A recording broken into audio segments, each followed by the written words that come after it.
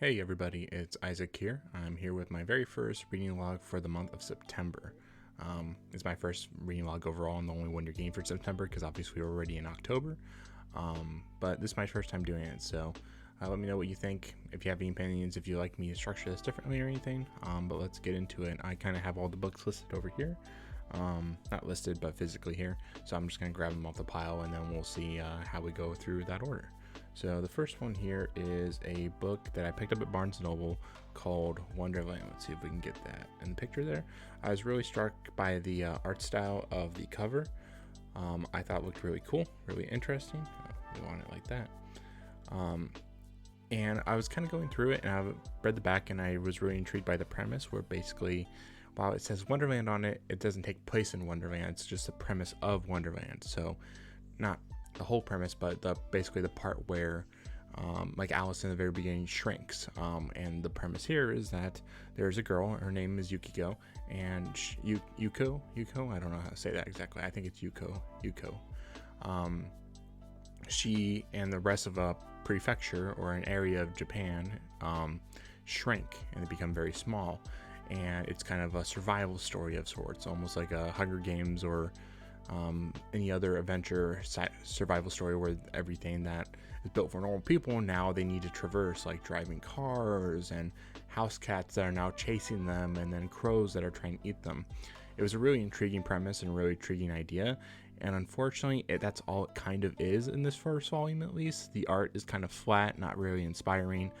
They don't really commit very hard to the harsh setting. Like at the very beginning it's very dark, very grim, and probably the best part of the whole story. But then they start getting to weird cutesy chibi stuff and like some really ridiculous situations and scenarios where I have this problem sometimes with like manga or anime where they have a really hard tonal setting, and then they kind of like they get really scared or really worried about how intense that is. It feels like they don't want to commit fully to that, and so there's a bunch of cute moments or fan service moments that just don't fit in very well. And so honestly it didn't really do much for me, and there's no really greater mystery hinted at by the end of it. And so I'm really confused about where this is going to go, whether Wonderland is like a real setting or a real place in the universe, or if it's like Wonderland's bleeding over, or if it's just there for thematic reasons, like, oh, it's the shrinking thing. Maybe we'll get like other chapters will deal with different like Wonderland-esque scenarios. Would be kind of interesting, but they don't really hint at all in this first volume. So I'm not really sure how I feel about it. I think right now it's pretty low priority for me. At least I'm not too inspired to read more. I'd rather focus on stuff that seems more appealing and interesting to me personally. Sorry, the bed's all messy behind me. My cat, you can see, can't really see him, he's all black right here. He likes it when the bed's kind of messy. He likes to nest up in there, so that's why it's like that. So this is a later volume that just came out. Well, a later volume as in came out later in the month, which is Classroom of the Elite Volume 9. If you can see the backwards 9 right there.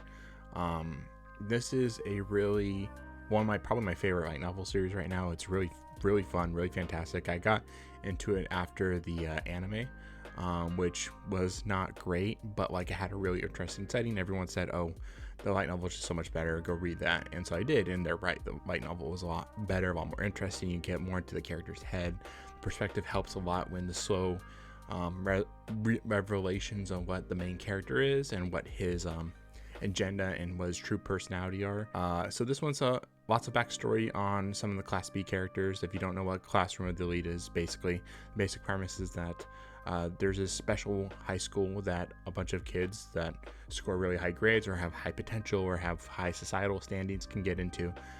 Tuition's paid for, they get a monthly allowance, but their monthly allowance is dictated by the points they earned, whether from good grades, having good attendance, just being productive members of the class society, or just good students in general, or completing these special tests that become like Hunger Games kind of challenges where there are objectives and there are little goals and missions and everything. It's a lot of fun. I really like it. It's again probably my favorite light novel series going on right now, apart from Mushoku Tensei. And I was really happy to get volume 9 here. This one deals with a Valentine's Day arc, which is kind of fun. A lot of the anime does this really poorly, where it kind of introduces the harem aspect kind of early, where everyone falls in love with the main character.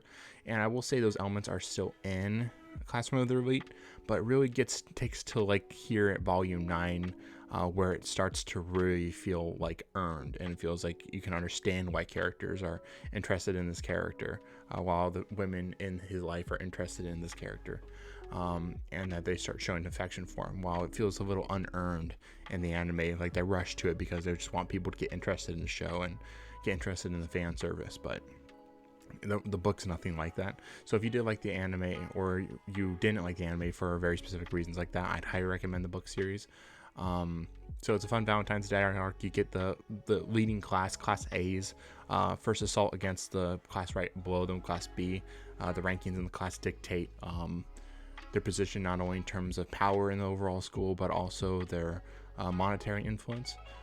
So they're usually the richer people, and so you always want to be higher up so you can have more money, so you can buy more things like food and necessities or movies or whatever you want to do.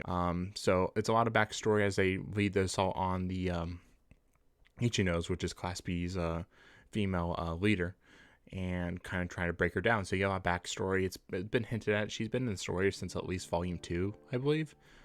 So she's been around for a long time, so it's nice to get some backstory into it. Not as quite as interesting as some previous characters, but she's not in the main class, so she's not in Class C, the main characters class, so it's fun, it's fine. It's mostly about the Valentine's Day stuff and building the relationships. Again, my favorite character, apart from the main character, Kiyotaka, is Kai, which is kind of what I view as my shipping. I'm ship her and Kai and Kiyotaka, the main character, together right now. She's a great character, and you get a lot more moments with her, so that's always really fun. I think the story is best when you have those really close relationships between certain characters. And I think this story doesn't do that as much, but it's a fun little arc with some fun little machinations and schemes and stuff by the main character. So I recommend the overall series a lot. This is not my favorite entry. Volume 9 is not my favorite entry in the series, but it's still a lot of fun. I'm really happy I got another one. Unfortunately, I thought we were going to get 2 more volumes of Classroom of the Elite to tie off the first year of the class, and I will say that thanks to how the story is paced, which is really well, it does feel like almost a full year you've spent with these characters in terms of all their struggles and everything they go through.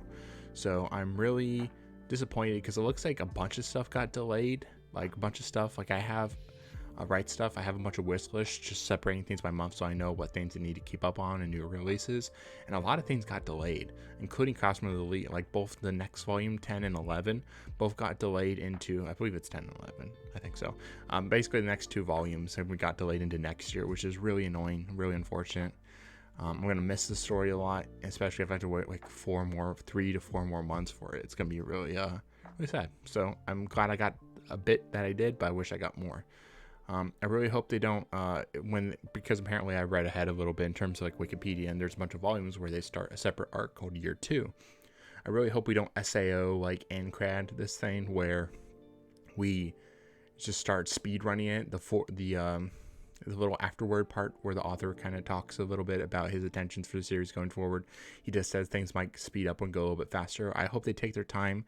They've built some really great characters and really great little relationships between these characters, and I don't really want them to rush to any conclusions that don't feel genuine. Like I feel like Origairu fell apart a lot for me because of that reason, where it feels like things got sped up. At least in the anime, I haven't read the light novel yet. But at least the anime, things got sped up to the point where a lot of the plot and a lot of the character motivation stopped making sense and started falling apart a lot for me, or like we started repeating things just so we can get to the end. So I really hope Classroom of the Elite doesn't fall into that trap, because I love the series so far. So right now, it is highly recommended. Please check it out. It's great, and I hope next year comes fast. So hopefully we can not only be done with this COVID stuff, but also we can get more Classroom of the Elite stuff, so that'd be nice. All right, so this is volume 8 of Quintessential Quintuplets, but I have the full series, which I believe is 14 volumes, and I've read all of them in this month. It was actually like a 2-week period where I read all of them. I love Quintessential Quintuplets, the anime. The first season, not great, but it's mostly due to animation stuff, and some, especially after reading the manga, they changed the tone a lot from the manga to the anime, and so like I thought the characters were kind of cute in the first season, but then second season's where it really pops off, and I think it's a lot more earnest and a lot more honest and true to the spirit of the manga. So season 2 is significantly better. Amazing season, lots of cool moments in it, and I'm just showing volume 8 of it because it has Best Girl Nino, So you guys know where my allegiances lie on that. I'm not going to really talk too deeply about it, because I'm going to do a full review of the series now that's complete and it's over and I'm all caught up. And I need probably another week or so just to digest it or so before I'm ready to talk about my full thoughts on it. Just kind of let it sink in so I can know what to say and know that I'm not just reacting now of like emotional stuff, or like just coming out and saying how I feel about something without really considering it and letting it simmer in there for a bit. But right now I'll say it's recommended. It's very good. It's probably the only harem series I've read to completion. I think that says a lot about the quality of it, but I'll get into more depth when I do a full review of it. Alright, and the next volume is The Angel Next Door Spoils Me Rotten. Did I get that right? Wow, I didn't even write that down in my notes, and I got that right. That's pretty impressive. This was a book that I was reading during breaks during my classes for my new job I was taking. And the reason why is because during all the moments where I'm learning all these things, all these systems, all these policies and everything, I just wanted something really light, fluffy, and just cute to kind of de-stress with and just to kind of zone out with. And this is definitely it. This is volume 1 of the series. I'm really excited to get the rest of it. I think I have a volume of it coming pretty soon here. But right now, I believe they describe it on here. They don't describe it on the back of here, but they do describe it online as just like a very low stress, low effort, very fluffy romance, very slow pace. That's how it is. You got two characters. You got the main character, which is Amane, or Amen. Again, I'm really bad with names, I'm sorry. And Mahiru. Mahiru is the angel, and she's kind of this very quiet, she's a great student. She's very quiet. She's by herself. She doesn't have a lot of friends. And Amane is just kind of, again, like your typical romance character in anime, very like normal dude. And due to certain circumstances, they start interacting with each other and they slowly become acquainted with each other. This one, again, is just really light, fluffy. Like, the characters are both really nice, really fun to read about, because the relationship is kind of different than most. It kind of reminds me a lot of Bunny Girl Senpai, between the two main characters in that story. Mai and Sakuna, I forget what his name is, but they're very nice and pleasant on the outside, but when they get to know each other, it gets a lot snarkier. They get a little sarcastic. They poke at each other a little bit, have a lot of fun. It just reminds me of like a real relationship in terms of like friends and stuff like that. And it's one of those, like, this is a problem with some romance, like light novels or manga or anime, where they make up a lot of like dumb excuses for why the characters don't get together right away. And they actually bring up right away where Mahiru, she says the only reason I'm hanging out with you is because I don't feel threatened by you, and because I don't really have that interest in you like that. And so even though you think those feelings are developed under the surface, and as Amane kind of has those feelings develop under the surface too, that's kind of where the slow boil point is. I'm really glad that the series is taking time to create something a little bit more realistic, where usually, in my experience at least, people who get together start out as friends and know each other for a long time before they start dating. And so I feel like we're kind of getting that here. And again, there's not a lot of conflict so far. It's very light, fluffy, and it's a really good read if you just want to chill out and just de-stress from a long day. And that's what I've been doing learning this new job. So this book has really done a great job in filling a very particular space and a very particular need that I want in the midst of a hard new workaday that I'm experiencing. So right now, I recommend it. It's very fun if you're into that sort of thing and you want to check out more of it. If it doesn't, I'm not going to blame you. It's not revolutionary or anything. It's just really well written and fun for what it is. So that's that. I'm interested in reading more. That's pretty high priority for me. And the next story we have is My Dress Up Darling. This is volume 1 of the story. I believe there's 4 to 5 volumes out right now of it. We can see if we can get a little bit better. I need to do a better job of showing all that stuff off. This one is interesting because it has a parental advisory warning on it. If you can see it right there. But it's not, there's nothing in it right now that has a reason for that little sticker right there, so I don't really know why it's on there. But right now it's a pretty cute, inspiring, and wholesome little story. Kind of reminds me a lot of the anime. I didn't watch all of it, but I believe it's Smile Down the Runway. You have a male main character named Gojo, because of who has an interest in like dolls and fashion and sewing and basically non-masculine traits and non-masculine hobbies that he has. that get him lose some friends early on due to a traumatic experience that he has, where he kind of releases some of that interest that he has, and he gets negatively shut down and gets made fun of by other people in his life. And so he kind of goes through high school and he keeps quiet. He doesn't really interact. He doesn't have friends. He doesn't express who he really is. And then he meets this Gairu girl, which the term Gairu means kind of like a hip, fashionable young lady. At least to my understanding of it. Sorry if that's wrong. Please educate me if I'm wrong about that. And she's very preppy. She's very enthusiastic, and she's very basically the opposite of him. And she's very honest about the things she likes. She likes anime. She likes manga. She likes dating sims and hentai games, which is really funny to read. They're two really unique characters where usually in stories like this, like for example, Shikimori, the female character is very masculine, has very masculine traits, and the male character is very feminine traits. But in this, like Kitagawa, the girl is very feminine, and Gojo, even though he has very feminine traits, well, not traits, but like interests, like fashion and sewing and stuff like that, he is still like a dude, and he still dresses like a dude, and he's still like just a typical guy. He just has different interests and hobbies, and it's really interesting. It's really nice doing that because there are certain things I like that maybe aren't typically like very masculine, right? Like reading like romance comics or romance manga, romance light novels, romance anime, right? Those aren't cool tough guy things, but those are things that I like, and I really appreciated seeing that reflected in this, where these are just two normal people in society that you would see every other day, and they just have particular interests. The girl's interested in some porn games basically, and then the guy is just a dude who likes sewing and stuff. I think that's a really inspiring read for me, as I don't relate a lot to his specific interests, Gojo's specific interests of like sewing and everything. But like I said, we don't have to play by all these rules and what society deems you need to like the masculine things or you need to like the feminine things. You can like whatever you like as long as you're honest about it. Well, you don't even have to be honest about it, but as long as you're honest to yourself about it and don't let other people suppress you for those interests and your hobbies. And I think the story is along that path. It's, again, I don't know why it has a mature sticker. Maybe that's for the overall series. Maybe it gets a little risque later on. I really appreciate the more nuanced perspective on things, and I appreciate kind of the sex positive messaging, especially from the female main character, since she likes those kinds of games and likes those kinds of content. So I'm really invested in it right now. I'm really excited to read more of it. I think I have volume 2 coming pretty soon, and I want to get the rest of the series. Hopefully, I think volume 3 is sold out just about everywhere, which is really annoying because otherwise I could read like 2 to 4, I think, or 2 to 5. So that's annoying.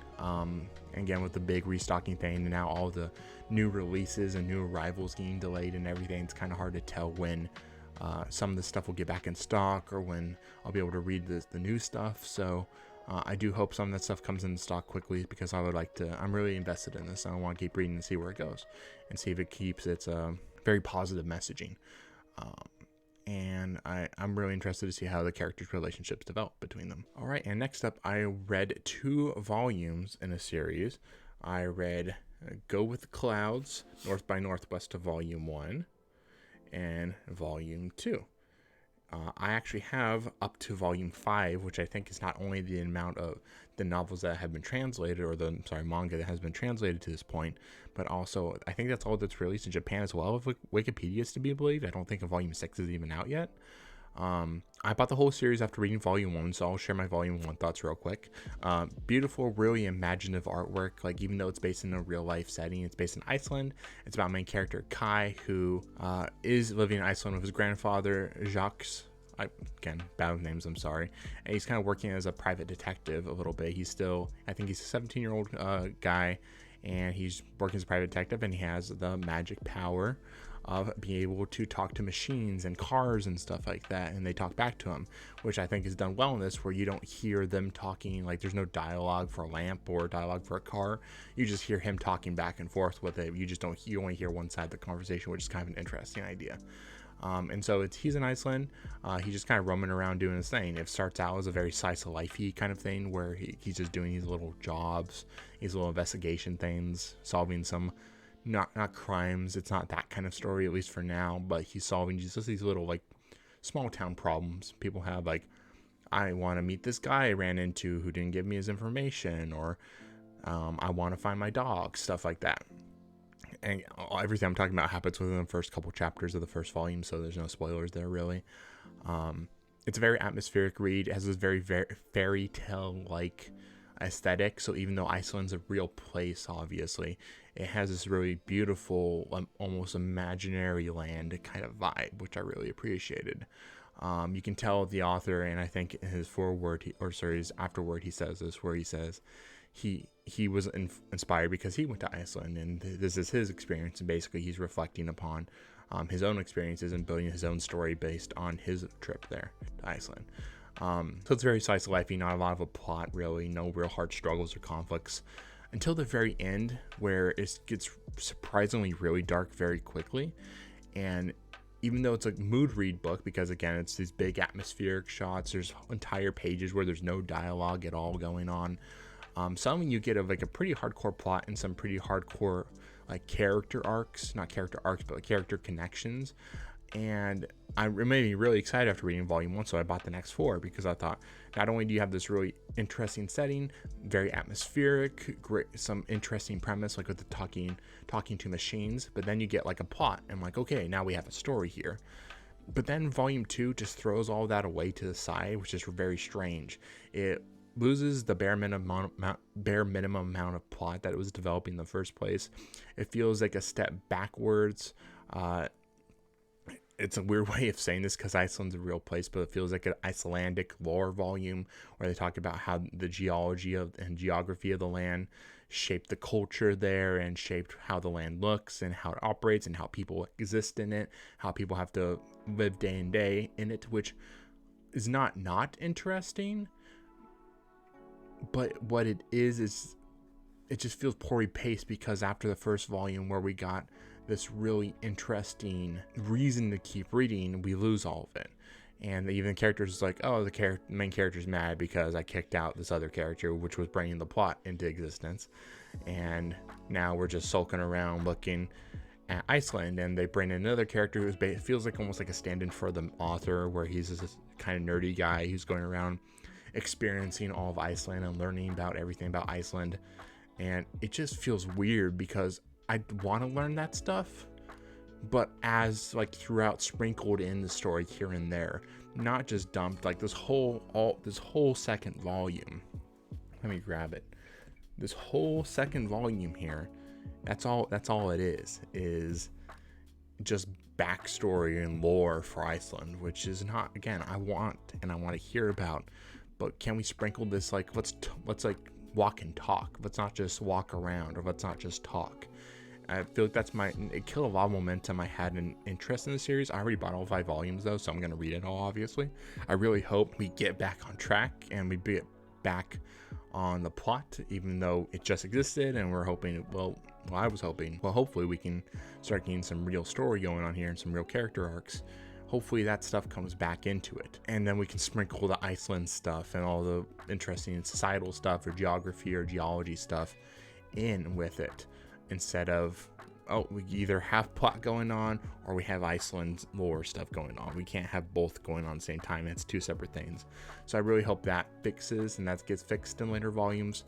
It dropped a lot in priority for me after the second volume, unfortunately, but I'm still interested. I'm very cautious, but I'm interested, and I already own the volume, so I'm gonna read them anyway. But that's a go with the clouds. I'm not gonna recommend it right now.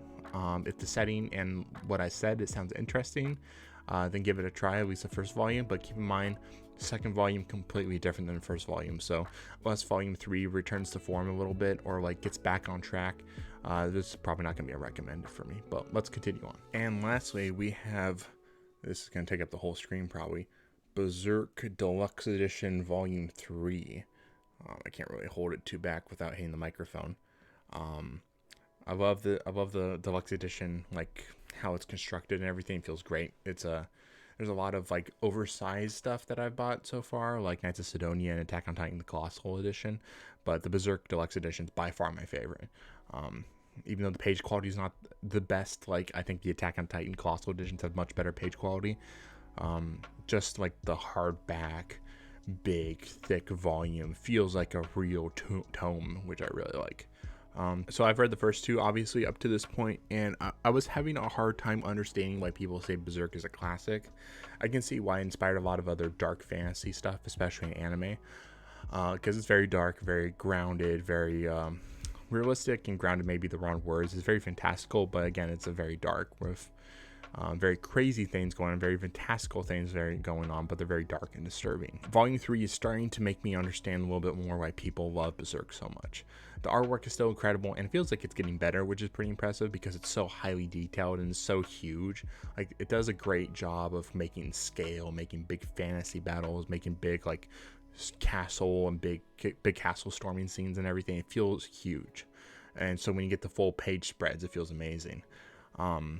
But then we get to the last chapters. I think it's hard because this is volume 3, but it contains, I think, three different volumes in it. But basically the last volume in it, every chapter is a banger. Everything is incredible, like psychologically, emotionally, character story-wise, plot story-wise. Things are picking up really hard, which is weird because volume 1, or the first of the deluxe edition, starts off in the present, I guess. And so we're kind of looking backwards now in volumes 2 and 3, and I assume 4 for the most part. Which I have volume 4 on the way, so I'm very excited to check more of that. But the Wounds arc here is incredible. Where you see Griffin go and like how he's taking certain things that are happening is very interesting.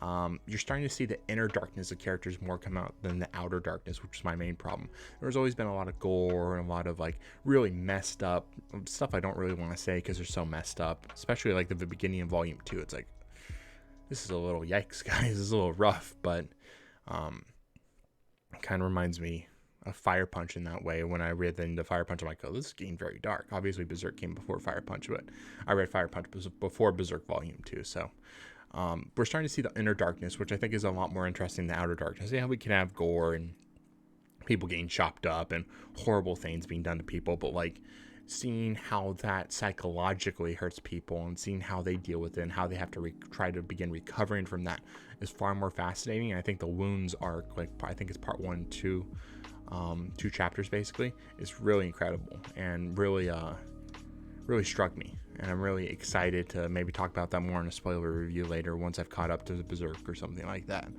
One thing that's kind of a problem in stories like this in anime and manga and stuff like this is where the lack of communication between characters create the plot issues and the plot struggles and the conflicts. It's like if the characters just talk to each other and were honest to each other, we wouldn't have these problems and we wouldn't have the story. I'm not bothered by this as much, specifically because of how harsh reality is. People like to keep that locked away, keep their darkness inside, and so it makes a lot of sense because you're starting to see that come out as characters start trying to heal and recover and move on. It makes sense why they don't want to put all their feelings out on the table, because it's such a harsh world where people will take advantage of you, hurt the people you love, and so you gotta keep that stuff locked up. And so it actually doesn't bother me in Berserk. I will say that one of the things that wasn't huge on is that Guts, due to circumstances, goes on his own for a while, but he isn't alone for very long. So I kind of wish he was by himself for a bit longer, more of a time gap, just so we can see how he develops individually away from everybody else, from the rest of the band of the Hawks.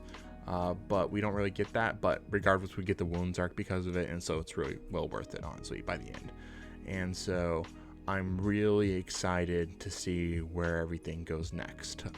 So volume 4 is on the way, and I'm really interested in talking more about that with everybody. So that's the end of my September reading log. That's everything I read in September that was worth talking about, and even the stuff that wasn't really worth talking about.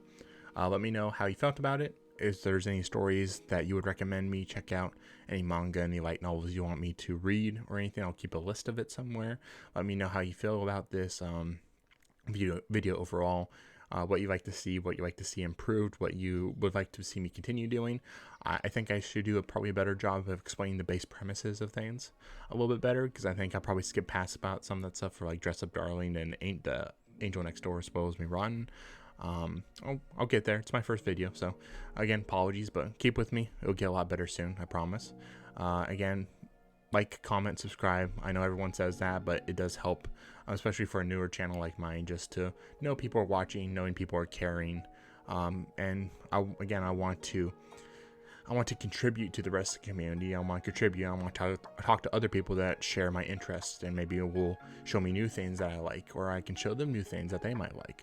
And so I want to be part of that conversation. So it helps in that sense, where I just want to be connected to other people. So feel free to do that. And I hope to see you guys in the future. And probably my next video will be a manga haul for October, at least the first one. It's not a huge one. I'm not one of these people that spend like $500 in one go. That seems a little much, and especially since I want to read everything that I own, it's a lot to get $500 worth of content right away. But it's a decent one, and I'm excited for just about everything that's in it. So feel free to check that out. And then probably the video after that will be my Quints review. Once I've let it simmer a little bit, and once I've let it dwell inside me a little bit, so I can figure out what to say about it and how I feel about it overall. But again, thanks for watching. Have a great day. Bye.